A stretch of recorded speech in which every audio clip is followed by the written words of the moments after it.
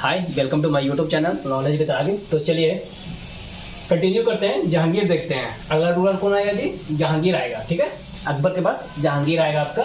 तो देखिए, child name जो था जहांगीर का वो सलीम था, ठीक।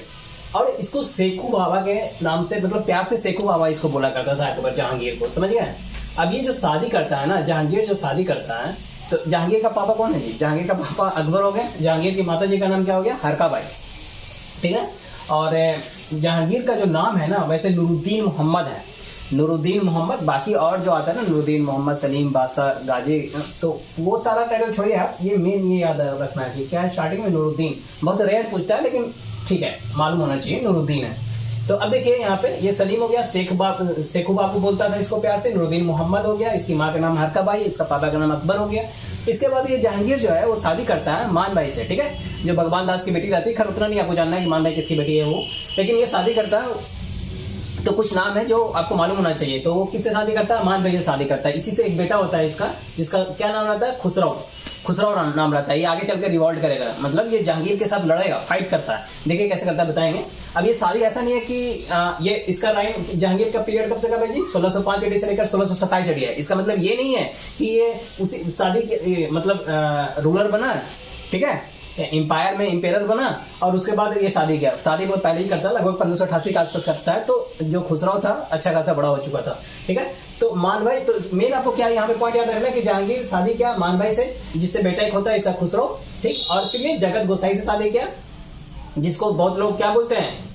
जगत गोसाई से ही शादी किया, जिसको बहुत लोग जोधाबाई बोलते हैं, ठीक है। जैसे हम आपको बताएंगे कि हरका बाई को जोधाबाई बोला जाता है, तो ये कन्फ्लिक्ट है। तो ये आपको मालूम होना चाहिए कि जगत गोसाई जो कि ये उदय सिंह की बेटी रहती है। एक्चुअली ये जगत गोसाई जो बता रहे हैं, ठीक है, ये जोधाबाई इसको बोला जाता है, तो ये उदय सिंह की बेटी रहती है। तो आपको जहांगीर जो है किससे शादी करता है जी? तो मान भाई से शादी करता है और जगत गोसाई से शादी करता है। और यही जगत गोसाई से इसका एक बेटा होता है जिसको नाम है खुर्रम, ठीक है।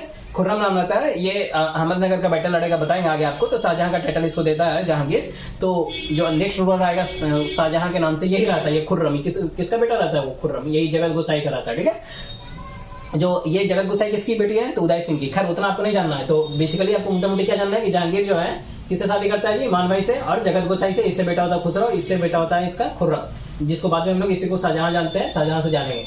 अब देखिए क्या होता है कि ये रिवॉल्ट करता है, इसके पीरियड में जहांगीर के वक्त रिवॉल्ट होता है। तो देखिए ये जो आपको बता रहे हैं खुसरो, ये खुसरो रिवॉल्ट करता है, 1606 में रिवॉल्ट करता है। ये 1605 में बना, तो इसको पसंद नहीं आता है कि अकबर के बाद ये जब रूलर बनता है तो इसको पसंद नहीं आता। तो 1606 में खुसरो जो है रिवॉल्ट करता है। तो इसी वक्त क्या होता है ना कि आपका सिख में 10 गुरु रहे हैं, तो उसमें से 5वां गुरु जो है गुरु अर्जुन देव, ये जो है 5वां गुरु अर्जुन देव इसको सहायता वगैरह करता है। लेकिन एक मिसअंडरस्टैंडिंग क्रिएट होता है जहांगीर को कि कहीं गुरु अर्जुन देव किसके साथ, आपके ये खुसरो के साथ मिलकर मेरे को निपटाने की मतलब ये साजिश तो नहीं रच रहा है ना, इस टाइप का।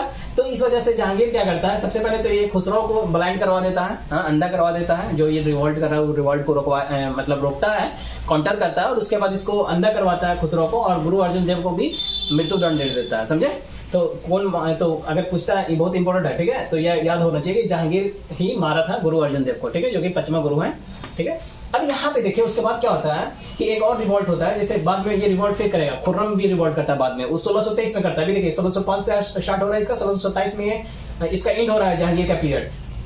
एंड क्यों हो रहा है? क्योंकि 1627 में ये मर जाएगा। तो अब देखिए ये होता क्या है कि जब आपका खुर्रम जो है वो खुर्रम रिवॉल्ट करता है 1623 में, ठीक है। बहुत ज्यादा कहानी में बता रहा हूँ, लंबा जा रहा है, पॉइंट पर रहना है आपको, पॉइंट पे ही रहना है मेनली। देखिए खुर्रम जो है वो भी रिवॉल्ट करता है, ठीक है। तो ये रिवॉल्ट जब करता है तो इसके रिवॉल्ट को भी दबा दिया जाता है, ठीक है। फिर महाबत खान भी रिवॉल्ट करता है 1626 के आसपास। तो इसके रिवॉल्ट को महाबत खान ही दबाता है, महाबत खान के थ्रू ही दबा दिया जाता है। और फिर जहांगीर के पीरियड में महाबत खान भी बाद में रिवॉल्ट करता है, 1626 में करता है, ठीक है। ये आपको डेट याद नहीं रखना उतना, ठीक है। तो ये बेसिकली कौन कौन करता है ये मालूम होना चाहिए आपको। खुसरो करता है, खुर्रम करता है, और महाबत खान करता है जहांगीर को। जहांगीर रिवॉल्ट करता है लोग जहांगीर के खिलाफ, जहांगीर का अगेंस्ट ही करता है। तो जहांगीर का अगेंस्ट ही करेगा ना, तो जहांगीर का अगेंस्ट करता है, ठीक है। अब देखिए खुर्रम जो है ना, ये अब खुर्रम जो है, जो आपको बता रहे हैं कि इसको शाहजहां का टाइटल देता है जहांगीर। तो ये एक्चुअली डेक्कन में एक बैटल लड़ता है, डेक्कन में जाता है, तो अहमदनगर को जीतता है, ठीक है 1617 में अहमदनगर को ये जीतता है 1617 में। अगर तो जहांगीर क्या साउथ में एक्सपीडिशन किया कि नहीं, अपना साम्राज्य फैलाया कि नहीं, तो हाँ फैलाया है। तो देखिए अहमदनगर देख सकते हैं, तो खुर्रम के थ्रू करवाया था, तो खुर्रम साउथ में किया था। तो यही इसी जीत के बाद ये जब देखता है कि अहमदनगर पे ये कब्जा कर लेता है, तो खुश होकर जहांगीर क्या करता है, इसको शाहजहां का टाइटल देता है, समझे। तो ये खुर्रम शाहजहां कोई और नहीं, वही खुर्रम शाहजहां हो गया। तो आपको ये मेन होना याद रहना चाहिए कि खुसरो, खुर्रम और महाबत खान इसका जहांगीर का क्या हो गया जी, बेटा हो गया। ये जहांगीर के समय क्या हो गया, लड़ता है, और खुसरो और खुर्रम जो है इसका बेटा हो गया। महाबत खान अलग है, इसका सेनापति मान सकते हैं, ठीक है। ये लड़ने उड़ने का काम करता था, तो आर्मी लीड करता था ये।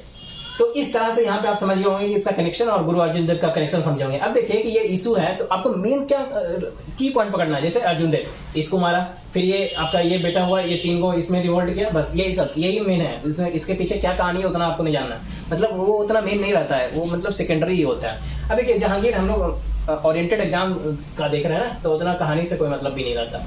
ठीक है, जहांगीर जो है वो इशू करता है 12 ऑर्डिनेंस। 12 ऑर्डिनेंस कौन लाया, सीधे ये पूछेगा 12 ऑर्डिनेंस कौन लाया, तो जहांगीर लाया। तो जहांगीर इशू लाता है 12 ऑर्डिनेंस। 12 ऑर्डिनेंस में यही रहता ना कि पहले क्या सिस्टम चलता था कि कुछ किए उल्टा पुल्टा, कुछ गलत काम किए, आप प्रिंसिपल लाइक हो गए हैं कि हाँ भाई आप ये किए आपको सजा मिलेगा, तो अंग वगैरह भी काट दिया जाता था, समझे। अंग हाथ काट दिया, कान काट दिया, कुछ काट दिया, तो वो वाला सिस्टम हटाया था। ये जो 12 ऑर्डिनेंस लाया था ना, उसी में बहुत से सिस्टम 12 तरीका 12 मतलब उसमें अपना पॉइंट था कि हाँ ये नहीं होना चाहिए, ये नहीं होना चाहिए। जो जबरदस्ती लोगों से क्या करते थे, लैंड ले लेते थे, तो वो सिस्टम को हटाया था, समझे। तो ये सब सिस्टम को ये क्या किया था, रोका था। तो ये सारे उसमें है। तो ये इशू क्या 12 ऑर्डिनेंस, समझे। और तो ये पूछ सकता है, ये बहुत इंपॉर्टेंट क्वेश्चन है कि कौन था जो रूलर जो क्या किया था कि अंग काटने वाला सिस्टम को हटाया था, तो यही हटाया था। तो 12 ऑर्डिनेंस के थ्रू हटाया था इसने। और फिर गोल्डन चेन, हाँ ठीक है, जिसको जंजीरे अदल बोलते हैं, यहाँ पे एक कर लीजिएगा JAN। तो गोल्डन चेन या इसी को देखिए 12 ऑर्डिनेंस जो लाया ना, इसी को आईने जहांगीरी बोलते हैं। और गोल्डन चेन या फिर जंजीरे अदल बोलते हैं, जो कि जस्टिस है।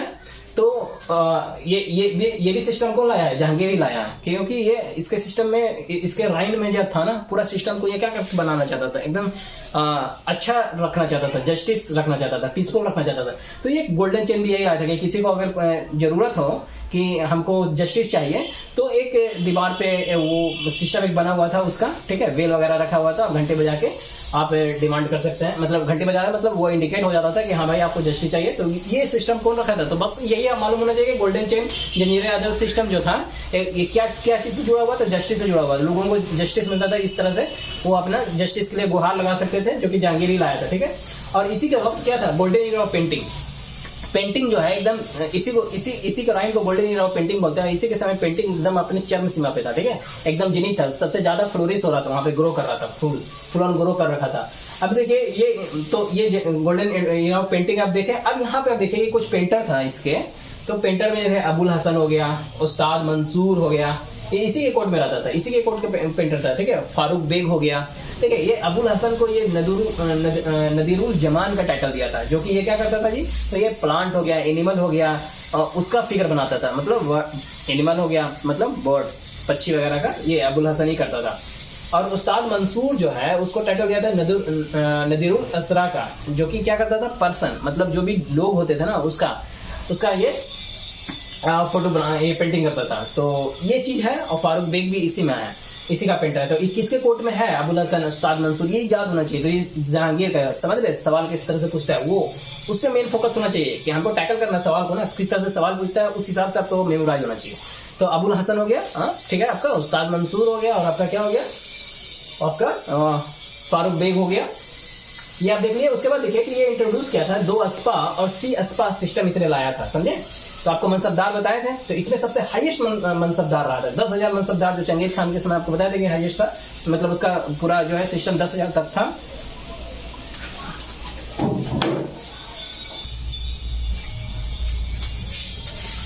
आपको बताया था कि उसके समय 10,000 तक था। तो क्या होता है कि हाईएस्ट मिलिट्री रैंक आपको देखने को लिए किसमें मिलेगा मनसबदारी में, मुगल में कौन सा रूलर के समय, तो यही जहांगीर के समय। तो यही आपको मेन पॉइंट है, यही याद होना चाहिए कि हाईएस्ट मनसबदार किसमें देखने को मिलता है, तो ये जहांगीर के समय मिलता है, जो कि 10,000 तक मनसबदार देखने को मिला, ठीक है। आपको चंगेज खान में भी था, जो बताया था कि मुगलाइट से माना जाता है कि ये क्या किया गया, बोरो किया गया, आपको बताया था पीछे। अब देखिए ये 2 अस्पा सिस्टम में क्या था कि डबल हॉर्स, ठीक है। सरवार के कंपेयर में डबल हॉर्स होना चाहिए। ये तो ये दो आसपास और सी आसपास सिस्टम कौन लाया है, ये मीन है, तो ये जहांगीर लाया है, यही आपको मालूम होना चाहिए। सी आसपास में क्या था, इसमें डबल हॉर्स था, डबल हॉर्स सरवार के कंपेयर में, और इसमें सी एस्पा में भी ट्रिपल था, ट्रिपल मेंटेन करके रखना रहता था। तो ये सिस्टम था। उसके बाद ये जो है शादी किया मेहरुनिसा से, मेहरुनिसा से भी इसने शादी किया है, ठीक है। ये मेहरुनिसा जो है ये अली कुली बेग जो है शेर अफगान, उसी का मतलब ये बीवी रहती है, ये विधवा रहती है। तो विधवा जब हो जाती है तो फिर ये शादी करता है। तो ये मेहरुनिसा इसी का बाप है, आपको बताएंगे। देखिए आपका आएगा नीचे में इत्मादुद्दौला जो है इसी का बाप है। जहांगीर इसको टाइटल देता है इत्मादुद्दौला का। पहले इसका नाम क्या रहता है, ग्यास बेग रहता है। तो ग्यास बेग किसका बाप है, तो ये आपका मेहरुनिसा का ही पिताजी हो गए। मेहरुनिसा का पिताजी कौन हो गए, ग्यास बेग। और मेहरुनिसा को ही टाइटल देता है ये क्या, पहले नूर महल का टाइटल देता है, फिर नूर जहां का टाइटल देता है, कौन, जहांगीर देता है। तो मेहरुनिसा से भी शादी करता है ये, समझ गए। जो किसकी रहती है बेटी, तो ये अली कुली बेग की रहती है, जो शेर अफगान। तो अब यहाँ पे देखिए कि ये जो मेहरुनिसा देख रहे हैं ना, ये नूर जहां, नूर महल, और देखिए एक अनारकली रहती है, ठीक है। तो अनारकली को ये बहुत मतलब एक नचनिया रहती है अकबर के पीरियड में, उसको ये बहुत चाहता था, ठीक है। तो वो खैर वो देख नहीं, मतलब एक्चुअली होता क्या है ना कि उसका मतलब लाहौर में टॉम बनवाया था, उस पर लिखवाया, लाहौर में टॉम जो है ना उस पर लिखवाया था ये कि खैर उतना आपको कहानी से कोई मतलब नहीं है, छोड़िए उतना।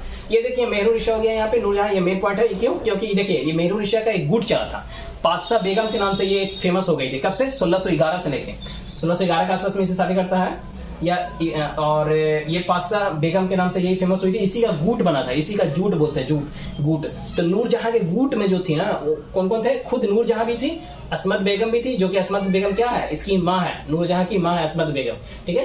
ये असमत बेगम थी, इत्मादुद्दौला था, इत्मादुद्दौला वही ग्यास बेग हो गया इसका बाप, और असफ खान इसका भाई था ये, और खुर्रम जो ये आपको बता रहे, खुर्रम जगत गोसाई से जो बेटा हुआ खुर्रम, ये इस 5 का गुट था। क्या जहांगीर इसके गुट में था, तो नहीं।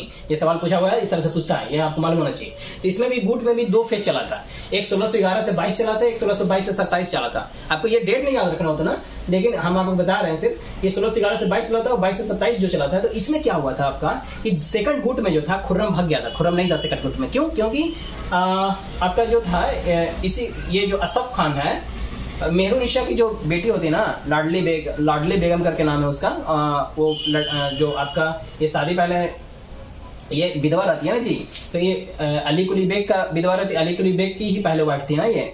तो अली कुली बेग से ही हुआ थी बेटी जो लाडली बेगम, उसका शादी करता है जहांगीर का ही एक बेटा से, जिसका नाम रहता है सहारयार करके कुछ नाम है, खैर उतना नाम आपको जानना नहीं है, सहारयार करके नाम है उसका, ठीक है।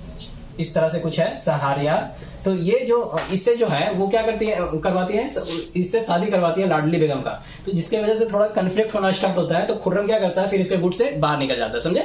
तो ये 22 से 27 2 गुट में चलाते, तो सेकंड वाला गुट में क्या खुर्रम था, तो नहीं था। अगर इस तरह से और इन डेप्थ में और पूछता है तो मालूम होना चाहिए आपको, डेट नहीं लेकिन थोड़ी सी कहानी जो है वो मालूम होनी चाहिए। तो ये इस तरह से यहाँ पे हुआ, समझ गए। और असमत बेगम जो थी इसकी माँ थी, और ये क्या परफ्यूम बनाई थी, इत्र बनाई थी, क्या गुलाब के पत्ती से ये इत्र बनाई थी असमत बेगम। तो इत्र बनाने की खोज जो है गुलाब के पत्ती से इसी ने किया था, इसी ने पहले बार मतलब इसी ने बनाया था असमत बेगम ने, समझे। तो ये भी आपको मालूम होना चाहिए, अच्छा पॉइंट है ये भी। और इसी के कोर्ट में आपका था विलियम हॉकिंस, ठीक है, इसी के कोर्ट में आया था। इसके कोर्ट में कौन कौन आया था जी, विलियम हॉकिंस भी था, टॉम्स रो भी था। तो ये देखिए एक्चुअली विलियम हॉकिंस 1608 में आया, ठीक। और ये जो है पहला था जो ईस्ट इंडिया कंपनी के रिप्रेजेंटेटिव बन के आया। लेकिन अगर बोलता है कि पहला कौन था जो इसके कोर्ट में आया, ठीक है, लेकिन वो बोलेगा, अगर आपको बोलता है कि जेम्स वन का, किंग जेम्स वन का, ठीक है, जेम्स किंग वन का रिप्रेजेंटेटिव बन के, तो वैसे में आपका आंसर कौन हो जाएगा, ये थॉमस रो हो जाएगा, समझे, जो कि 1615 में आया था, ठीक। ये सूरत में आया था, और फिर सूरत में पहली बार आया इंडिया में तो लैंड किया। उसके बाद अजमेर में इसका मुलाकात हुआ जहांगीर के साथ, जो कोर्ट मीटिंग होता है वो अजमेर में हुआ। फिर अजमेर से मांडो जहांगीर के साथ आने वाला कौन था, ये भी पूछा हुआ सवाल कि अजमेर से मांडो आने वाला जहांगीर के साथ कौन था, तो यही था आपका थॉमस रो, समझे। तो 1615 में ये आपका, समझ गए। और ये विलियम हॉकिंस को इसने टाइटल दिया था इंग्लिश खान का, कौन, जहांगीर, और ट्रेड तो थॉमस रो को ट्रेड करने के लिए परमिशन मिल गया था, पहले तो नहीं मिल रहा था, फिर बाद में मिल गया था। कहाँ कहाँ, जैसे सूरत हो गया, आगरा हो गया, भरौच, ये सब एरिया पे इसको परमिशन मिला था। तो इस तरह से इसकी कहानी है, समझ में आ गया। तो इसके कोर्ट में कौन कौन है जी, विलियम हॉकिंस भी है, थॉमस रो भी है, समझे। विलियम हॉकिंस को इंग्लिश खान का टाइटल दिया। उसके बाद इसके कोर्ट में डच का एक आदमी था, फ्रांसिस्को पिल्सार्ड, ये भी आया था, जो एक लिखता है रिमोस्ट्रेंटाइन, ठीक है, आप देख लीजिएगा प्रोनाउंसिएशन। तो रिमोस्ट्रेंटाइन ये लिखता है, ये रचा है, ये इसी का टेक्स्ट है। तो अगर ये किसके कोर्ट में, ये डच का बंदा है, ये इसी के कोर्ट में, इसके कोर्ट में आया था, ठीक है। तो आपका मुगल के बारे में जानकारी इस बुक से भी मिलता है। तो खैर मेन पॉइंट क्या आपको जानना है, इतना तो मालूम ही होना चाहिए कि फ्रांसिस्को पिल्सार्ड जो है इसी के कोर्ट में था। और एक और है, देखिए ये पिटिक्सा वेले, तो ये भी जो था इसी के कोर्ट में था, जो कि ये बंदा इटालियन था। खैर उतना नहीं मालूम होना चाहिए ये, लेकिन नाम मालूम होना चाहिए कि इसके कोर्ट में कौन कौन आया था। तो ये मेन है, ये खैर आप स्किप भी कर सकते हैं, लेकिन स्किप नहीं करना है। ये 2 और ये 2-4 तो आपको मालूम ही होना चाहिए। और अगर यहाँ पे क्वेश्चन को घुमा के ऐसे भी पूछता है कि ईस्ट इंडिया कंपनी का रिप्रेजेंटेटिव में अगर बोलेगा कि फर्स्ट कौन था, या बिना कुछ दिए हुए फर्स्ट बोलता है, तो यही था विलियम हॉकिंग 1608 में। डेट भी पूछता है, ये डेट भी आपको याद होना चाहिए, 1608 1615। और अगर डायरेक्ट पूछता है, इस तरह से पूछता है कि किंग जेम्स किंग 1, ठीक है, इंग्लैंड का, ब्रिटिशर्स का जेम्स किंग जो राजा था जब उस वक्त, कौन था, जेम्स किंग 1। तो इसके जो रिप्रेजेंटेटिव बन के आने वाला पहला बंदा अगर पूछता है, तब वैसे में आपका थॉमस रो हो जाएगा, ये हो जाएगा, समझे। रॉलेट फिंच अकबर में आया था, थॉमस रो ये हो जाएगा, विलियम हॉकिंस नहीं होगा, समझिए। तो ये आपको मालूम होना चाहिए। अब यहाँ पे देखिए कि इसके पेंटर आपको बता दिए। फिर इसने बनवाया था शालीमार बाग। शालीमार बाग कहाँ है जी, जम्मू कश्मीर में है, समझे। तो ये मतलब समझिए ना कि नूरजहां कोई डेडिकेशन के लिए शालीमार बाग बनवाया गया था। तो कौन बनवाया है शालीमार बाग, तो ये मालूम होना चाहिए, जहांगीर बनवाया है, ठीक है। अब किसको डेडिकेटेड किया गया था, किसके लिए था, नूरजहां, तो उतना आपको खैर वो ज्यादा हो जाएगा। अगर मालूम रखना है तो बहुत अच्छा बात है, मालूम रखिए। तो ये जहांगीर के समय क्या है कि शालीमार बाग जहांगीर ही बनवाया था, शालीमार बाग जम्मू एंड कश्मीर में ये। और आपका जो हरकाबाई का जो है ना, एक मरियम उज जमानी बेगम शाही मॉस्क्यू बोलते हैं। तो बेगम शाही मॉस्क्यू किसके राइन में बना है, तो इसी के राइन में बना है, 1611 से 14 के बीच में बना था, जहांगीर के राइन में ही बना था, जो कि कौन बनवाई है, तो खुद मरियम उज जमानी बनवाई थी, ठीक है। अब यहाँ पे आप देखिए 1-2 हो गया आपका। अब ये इत्मादौला जो है, इत्मादौला का मकबरा कौन बनवाई है, तो नूरजहां बनवाई है। इत्मादौला का मकबरा नूरजहां बनवाई है, समझ में आया। और इसी इत्मादौला के मकबरा जो है, ये कहाँ है इत्मादौला का मकबरा जी, आगरा में है, जो कि ग्यास बेग बोल रहे हैं, जो बाद में इसको टाइटल देता है जहांगीर इत्मादौला का। तो इत्मादौला इसने हम बोल सकते हैं ग्यास बेग, या इत्मादौला का मकबरा कहाँ है, तो नूरजहां बनवाई है। और है कहाँ, तो आगरा। कौन बनवाई है मालूम होना चाहिए, नूरजहां बनवाई है और आगरा में है। और इसी को बच्चा ताज भी बोलते हैं, बच्चा ताज बोल लीजिए, बेबी ताज बोल लीजिए, ठीक है, या फिर ज्वेल बॉक्स बोल लीजिए, इसी का नाम है, ठीक है। ज्वेल बॉक्स भी बोल देते हैं इसको कभी कभी, ज्वेल बॉक्स, बच्चा ताज मालूम होना चाहिए, ज्वेल बॉक्स। तो ये इत्मादौला का मकबरे को ही बोलते हैं, इत्मादौला टॉम को ही बोलते हैं। और ये जो था टॉम इंटायरली पूरी की पूरी तरह से संगमरमर का बना हुआ था, मार्बल का बना हुआ था। और जिसमें पहली बार है जो पीटर ड्यूरा शैली का इस्तेमाल किया गया था, समझे, पीटर ड्यूरा स्टाइल इस्तेमाल किया गया था इसी में पहली बार। तो ये ऐसा था आपका, समझ में आ रहा है। ये एक्स क्या डिनोट कर रहा है,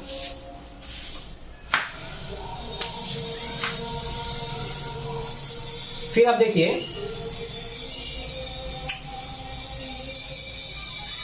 और जो इसका टॉम है ना, ये जब जहांगीर खुद मरेगा तो इसका जो टॉम है वो कहाँ है जी, शहादरा लाहौर में, शहादरा लाहौर में। तो एक्चुअली इसका ये जो मरता है ना, तो ये जम्मू कश्मीर में कहीं पे मरता है, ठीक है, जम्मू कश्मीर में मरता है। तो वहाँ दिलकुश गार्डन करके एक जगह है, वहीं पे इसको दफनाया जाता है। लेकिन ये अकबर के राइन में जो है ना, अकबर के राइन में इसका कंप्लीट होता है इसका टॉम, समझे, जो शहादरा लाहौर में आपको बता रहे हैं। बहुत जगह आपको ये मिलेगा ना कि नूरजहां बनवाती है इसका टॉम, तो उसमें मेरे को कन्फ्लिक्ट लगता है, वो दिखता नहीं है कहीं, ठीक है, आप इसको चेक कर सकते हैं एक बार। लेकिन मेनली आपको इसमें पॉइंट याद रखना है कि शहादरा लाहौर में टॉम है इसका, ठीक है। और जब ये शुरू में मरता क्या लाहौर में, ऐसा नहीं है, जम्मू कश्मीर में मरता है वो, वहाँ पे फिर उसको लाया जाता है और आपको दिलकुश गार्डन में उसको दफनाया जाता है। तो इसका बेसिकली कहाँ है टॉम, ये उतना आपको कन्फ्लिक्ट नहीं करना है, मतलब कम्प्लेक्स नहीं करना है, ठीक है, कम्प्लेक्सिटी उतना नहीं लाना है इस सवाल में। आपको सीधे याद रखना है कि इसका टॉम शहादरा लाहौर में है, ठीक है। अब जो कि कंप्लीट होता है कहाँ, शाहजहां के वक्त कंप्लीट होता है इसका टॉम। अब बहुत जगह आपको मिलेगा कि नूरजहां इसका टॉम बनवाती है, तो इस पर आप सर्च कीजिएगा, कमेंट कीजिएगा, थोड़ा मेरे को भी जानना है, क्योंकि मैं जहाँ तक सर्च किया हूँ, ठीक है, तो सोर्स से मेरे को कहीं पे ये दिखा नहीं है कि इसका टॉम कौन बनवाया। लेकिन हाँ, इसका टॉम कंप्लीट होता है आपका शाहजहां वक्त, समझे। और आप आई थिंक सारा हो गया। पहला बंदा था जो टोबैको को क्या किया था, टोबैको को बैन कर दिया था, टोबैको को बैन कर दिया था। ये पुर्तगीज जो है टोबैको लाया था, इसी के पुर्तगीज आ रखा था, ठीक है। तो इसी के पीरियड में मतलब टोबैको का इंट्रोड्यूस जो टोबैको हुआ ना, इसी के पीरियड में हुआ टोबैको, और इतना ज्यादा इस्तेमाल होने लग गया कि ये इसको फिर बैन करना पड़ गया। तो पहला यही जहांगीर ही बैन किया था टोबैको, समझे, ये मालूम होना चाहिए, याद होना चाहिए आपको।